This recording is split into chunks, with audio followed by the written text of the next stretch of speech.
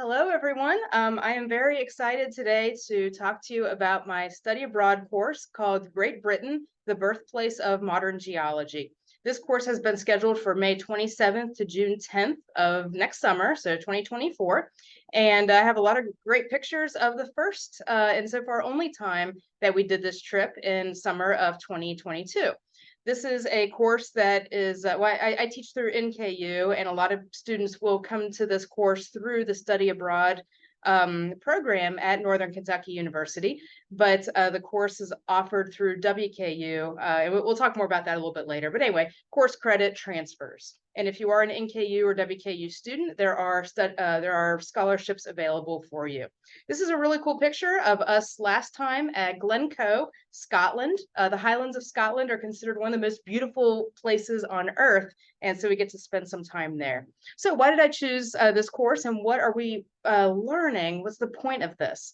So we have an origin of geology that started back in the late 1700s through 1800s. So we're learning about a lot of the big names: Charles Darwin, Mary Anning, Richard Owen, Charles Lyell, James Hutton, and all these, dead white guys, basically, more or less.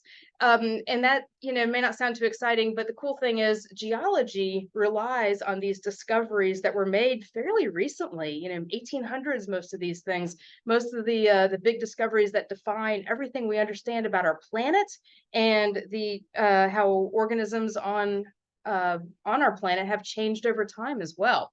So in geology today, it is still true that the only way we know anything about any past life at all is through fossils.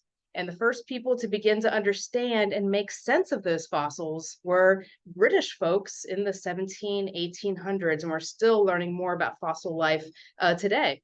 It is also still true today that the only way to practically date rocks is also through fossils in the field of biostratigraphy, developed by William Smith, a British guy back in the 1800s as well. So all of our basic ideas that we kind of take for granted, an old, I don't want to say take for granted because I'm not a pun person, but anyway, we could, I guess, the understanding that there's three different major types of rocks. There's three different major types of ways that rocks form, that the earth is very old, that organisms have changed over time, and they used to be very, very different in the past than they are today. All of that were ideas developed by British folks in the 1800s through the 1960s and today with the onset of plate tectonic theory. So anyway, I didn't introduce myself. My name is Julie Reisner. I am a geology and paleontology faculty member at Northern Kentucky University. I have a little email address here. This is reisnerj1@nku.edu to ask me any questions, get a hold of me. So as you could probably tell, the focus of this trip is on geology, biology, history, and also culture, because we're not just digging into like a geology textbook, basically. We're experiencing London and Edinburgh and whatever in those cities you would like to experience, geology related or not. These are a couple pictures from our previous trip. This is an ammonite at Lyme Regis with my hiking boot on it. And then here we are at Sycamore Point in Scotland, Lyme Regis in England, Sycamore Point, obviously Scotland. And so a couple of the major locations for pretty much the literal birthplace of geology and evolutionary biology. Let's see, sorry, to continue. Okay, so a couple things. We will have a couple free explore days where you're off on your own, to go off with your own, little groups of students. You guys are adults, so we're not, doing chaperones. So you can have a free explore day in London where you get to dig into Harry Potter stuff if you like this person is here with our last trip. We have a free explore day in Bath where you can see the Roman baths, and that's just a really fun city. And Edinburgh, the capital of Scotland. So some major cities here to learn how to ride the subway, which we will teach you how to do, and to go off and do whatever you want. If you've never been to these places, it's amazing. But this is a nomadic journey where we start out, you see a little gold line over here. We start out flying into London and spend a few days there, at least one, I think 1.5 free days. Then we head down to the south coast of England and we do some fossil hunting. We go to Charles Darwin's home. We go up through Bath, England, and see a lot of really neat historical things. And then we take a train up into Scotland, where we spend time in Edinburgh, but then we head out into the Highlands of Scotland, where we learn about the geology and how igneous rocks and metamorphic rocks both were discovered in the Highlands of Scotland for the first time. We didn't even know about these kinds of rocks until well into the 1800s. And that's really exciting. Again, the things that we basically take for granted, maybe you learned about in the third grade, we didn't even know about till fairly recently. Geology is such a young field, ironically. And then we fly out of Edinburgh, head back home. So we don't have to go back, which is nice. This is called an open jaw trip, which are typical in Europe.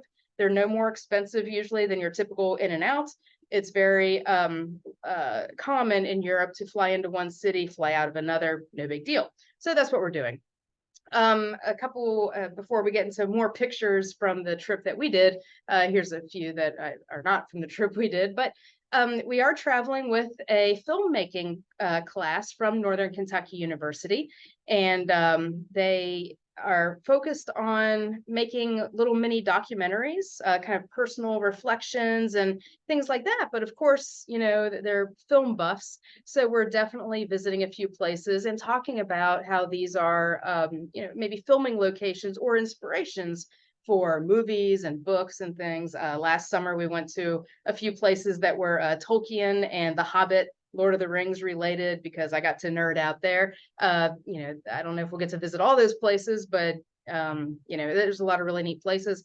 The Highlands of Scotland, which we'll definitely see. Apparently the Star Wars spinoff Andor is filmed largely there. And of course, if you're familiar with Bridgerton, it's filmed mostly in Bath, England. This is the Great Crescent, or whatever they call it, Grand Crescent, or whatever. But that's right there in Bath. And this is a big, beautiful park. Everyone could just hang out there. You have some lunch on the lawn. It's amazing. So that's pretty cool. So if you're into filmmaking, then let me know. And I'll get you hooked up with John Gibson, and you could go down that route. But either way, we are traveling all together to ensure that we have enough people to go, because our geology classes, or geology program at NKU is quite small.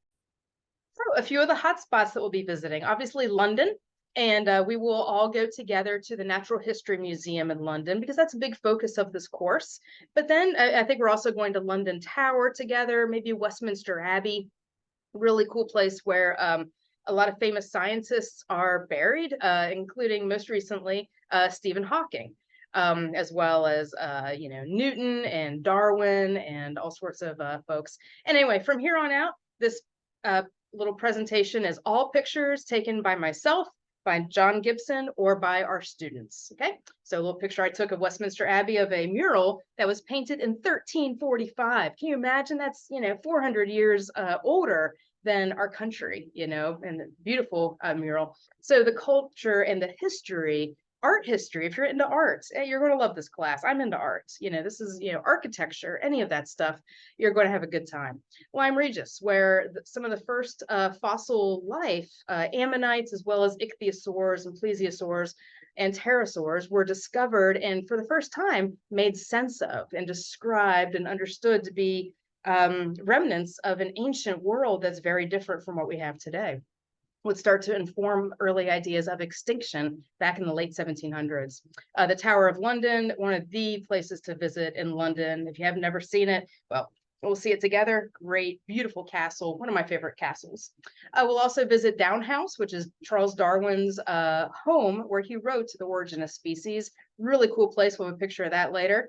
The Jurassic Coast, Lyme Regis. Yes, there's some fossil hunting there out on this beautiful coast in a city that is all known for its beach tourism. A lot of that in England, a lot of beachy tourist cities where people would spend the summer back in Victorian times, and of course today.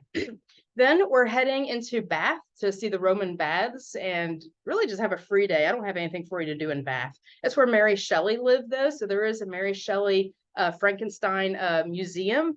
It's kind of like a haunted house kind of thing. It's really cool. Highly recommend. Lots of fun stuff to do in Bath as we kind of chill and get ready for the second half of the trip. So we will visit Edinburgh and we'll hike up Arthur's Seat, if you like, which is an old volcanic neck that's had glaciers carved through it, and it's called Castle Rock. It's a very tall feature that is a great place to build a castle. This is a picture of Edinburgh Castle taken by John Gibson, and that's you're no one's getting into that castle. It was very safe to put a castle on top of a bunch of really hard, steep sided rock. So geology, very much in England and Scotland, probably more than anywhere else I know of, geology shapes culture and history very strongly. And we'll talk about that too. And then we'll be hiking through the highlands and looking at some really cool, twisted, deformed bodies of rock and learning about how the first how geologists would discover and explain metamorphism and volcanism back when volcanism wasn't thought to be a big force in how rocks had formed at all. Look at it from the perspective of British geologists. They'd never seen a volcano erupt. We don't have the perspective that we have today. So we'll be visiting the town of Fort William, which is a big hit. People really enjoy that. Yeah, a picture from Stirling Castle as well. Which, by the way, once we get into Scotland, there's bagpipers everywhere. Really, really good time. All right, and then finally, yeah, a picture of all of us outside Charles Darwin's home, Downhouse, and then a very beautiful picture of the Natural History Museum. I'm somewhere in there at the foot of Darwin, I believe. But anyway, 3 credit hours through WKU, and find out more at ccsa.cc.